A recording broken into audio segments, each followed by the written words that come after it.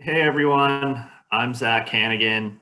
I served 5 years in the Marine Corps, mostly in Hawaii. I am now part of the TFA Piedmont Triad region, where I teach eighth grade social studies at the Guilford University Prep Virtual School. Hey everyone, my name is Matt Westbrook. I served just under 10 years in the United States Army, where I spent most of my time in North Carolina and overseas.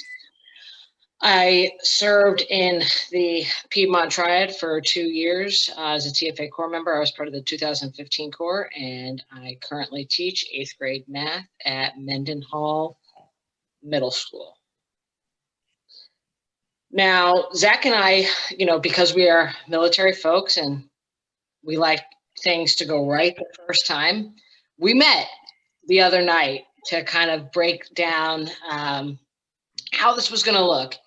And one of the most interesting things, and it shouldn't have been interesting, is we met each other, we shook each other's hands, and immediately I felt like I was just talking to just another friend. Yeah, I felt that too. And it's kind of just a sense like we talked about, what each other has been through. And just by proxy, I guess each other because you've sort of suffered in the same areas of the US and around the world. So yeah, just kinsmanship, I think right away, just knowing that, I don't know, I think with veterans, and it's weird to say when you're not in country or anything, but someone has your back when you first meet them, which Right. is sort of a unique thing, I think.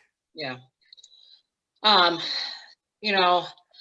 It's interesting. I mean, you're in your first year of teaching and I'm in my sixth year of teaching, and what is a unique thing coming into teaching, either that you carried over from the military side and you're like, oh, I've seen this before, or that you walked in on your first day, or in this case, because it's 2020, you zoomed in on your first day and you went, oh no, this is nothing like what I thought it was going to be. Yeah, so obviously I'd be lying to you if I told you you're not nervous on your first day of teaching. And it's a different kind of nerves than getting off the bus and getting yelled at by a drill instructor and getting ready to go into boot camp. But I think that one of the things is that you are usually not too surprised by anything and you're used to pivoting, which 2020 has been a year of pivots, really. So like in the military, things are constantly changing and you got to roll with the punches, figure out a solution and go with it. And I think that's been a good trait to have this year, especially because I started at a brick and mortar school and then got moved to the virtual academy. So it's been a year of changes for me as well. Also brand new to North Carolina, like many of the Corps members this year. So I think, yeah, it's definitely different than you think it's going to be. I don't know that you can be fully prepared for your first year of teaching because you don't know what you don't know. And I think that's been my biggest struggle this year is I want to ask questions, but I don't know what to ask and I don't know what you know. Right. Yeah. And it's one of those things where it's really like you just have to do it to figure it out. I mean, and I think, I carry that as well. Is I walked in on my first day and I won't lie, I thought I can do this. Because I've done this and this and this, and I've survived 130-degree temperatures, and I tell my kids it's called mud rain when it's a sandstorm and it's torrential raining at the same time. I mean, we've survived. You and I collectively have survived all of these things that a lot of people, by the grace of God, will never have to experience. But nothing prepares you to stand in front of a bunch of 14-year-olds. Nothing. No books, no training, no summer institute, whether it's face-to-face or it's virtual. Nothing prepares you for feeling of responsibility, nothing. Exactly. And I mean, it's like, I taught 18, 20-year-olds. It's just not the same. No. It's not. And to have, those kids staring up at you like, okay, teach me things. And you're like, I'm trying to learn myself as I go. It's just, I don't want to say you don't feel prepared, but it's like we said, you can't be prepared for that. Right. Yeah, you're the best version of what you can be every day. And every day you're learning something new. One of the most incredible things that I learned after I became a leader in the military, that some of the leaders that I had bestowed upon me and shared with me, that you carry into teaching, is it's okay to be wrong. It's totally okay to fail. You don't know everything, and you can't carry yourself as if you do. And I mean, I had this false idea that in front of kids you must be right and you must be resolute, and I don't know if that's just like you need to be, because you're scared, for a lack of better words. You're like, I have to show that I'm strong and I can do this. And yet, I had military leaders tell me, one of my favorite of all time and one of the most influential, Sergeant Maria Torres, quoted probably from the Sergeant Major of the Army, that the person that yells the loudest knows the least, and the person that has to tell the world, I am a teacher, I am in charge, is the person that has the least amount of authority and control over the environment that they're in. Oh, it's really true. And I don't know. I think that's something about veterans too. There is an aura of quiet confidence where I don't know if you put that off because you truly believe you can do anything, or if it's like, I'm gonna make it. But yeah, let's go old school. Why do you think you joined the military, and then after the military, why TFA? So I'm not going to lie to you and say I joined the military because I just had this deep ingrained desire to serve. I think everybody of our era, because we were the post 9/11 generation, we were at that 14, 15 age group when everything happened. I'm a little older than you, so I was a little older than you. That you didn't have some sense of desire. But I mean, to be honest, I joined because I did not want to be in school anymore. I did not want to be, and it's funny now that I'm teaching. I did not want to sit in a classroom anymore. It wasn't for me. It wasn't because I wasn't smart or I didn't like to learn. I just didn't like the regimen of, here's my desk, here's my seat, and the person in the front of the room is going to bestow all the knowledge upon me that I need to know.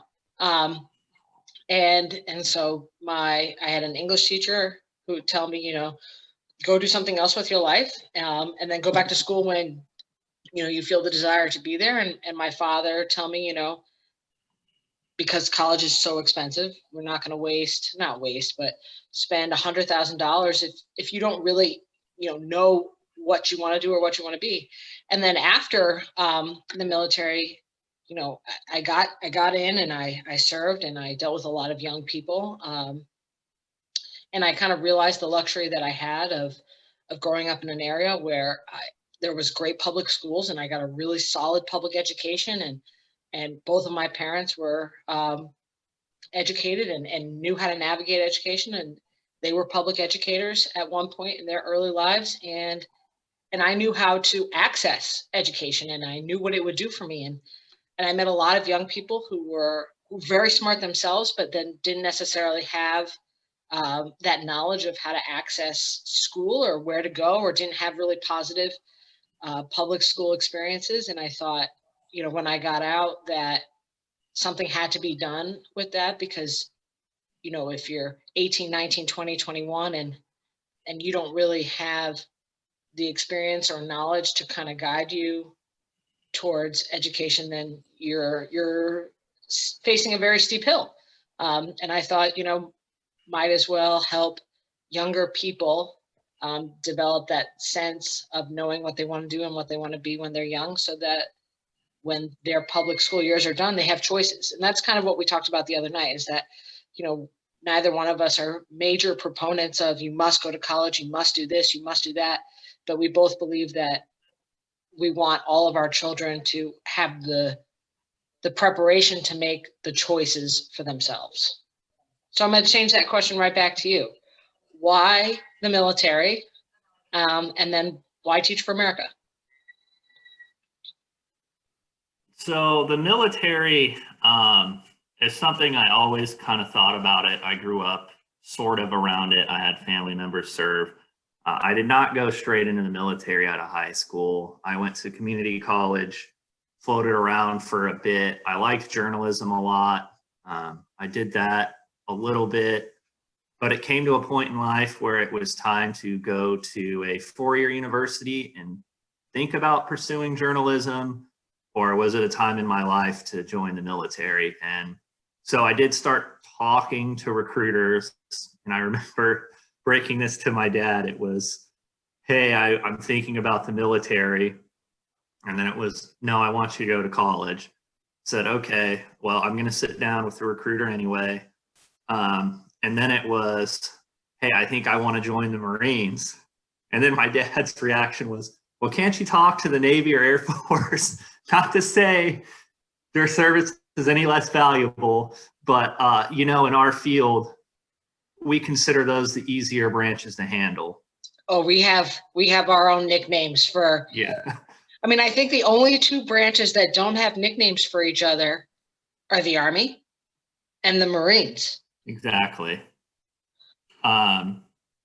So yeah, I did that, and I will say part of it was to help me pay for school.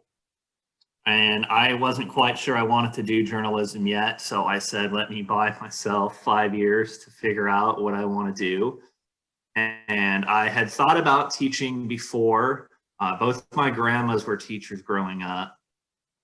And I started studying history, fell in love with history. I've always liked it, but just being able to dive in to good books and primary sources and those sorts of things. And, we see this, like you said, education gap. And it's like TFA says, every child is born with the same potential, just not same opportunity. And if we are going to be, a land for the people and by the people, then everyone needs that same opportunity. And,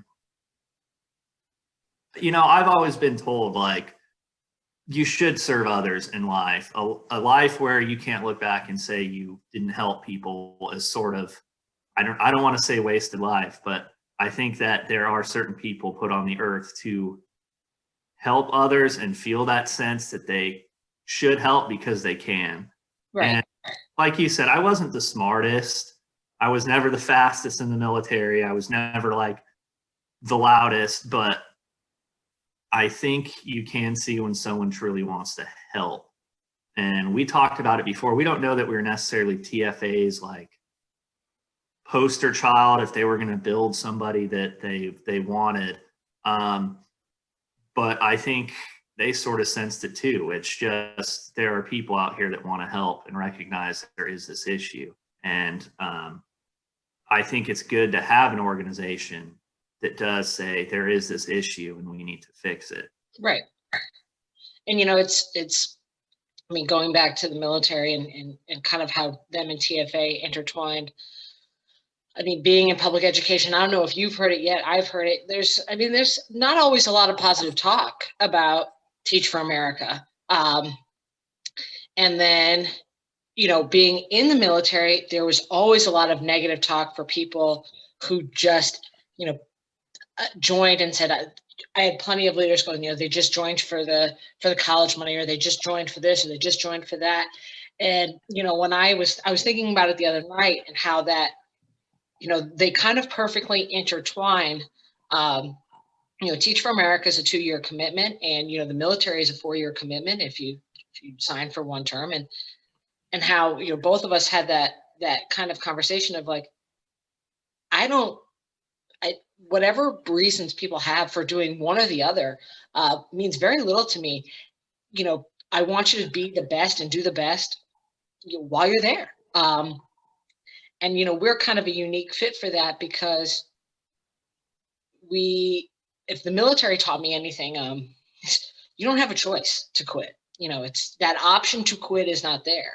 There were plenty of times in, Afghanistan when it's hot, cold, you miss your home. You have a sandstorm for the 10th time this month and you're eating the same thing that you've ate the last 7 days in a row, and there's no internet, and you're wearing the same clothes that you would love nothing more than to say, okay, I'm done. Sign me up. I want to go home. But you can't. And that's kind of something that, that carries over into the profession that we're in now. Is I won't lie to you and say that there weren't plenty of times in all years that I've woken up and said, oh my God, I can't do this today. But knowing in my head, like, you don't have that option. The children you serve cannot afford for you to say, I can't do this. If they can do this, you can do this. Yeah, it's like we talked about. It's waking up every day and making that choice.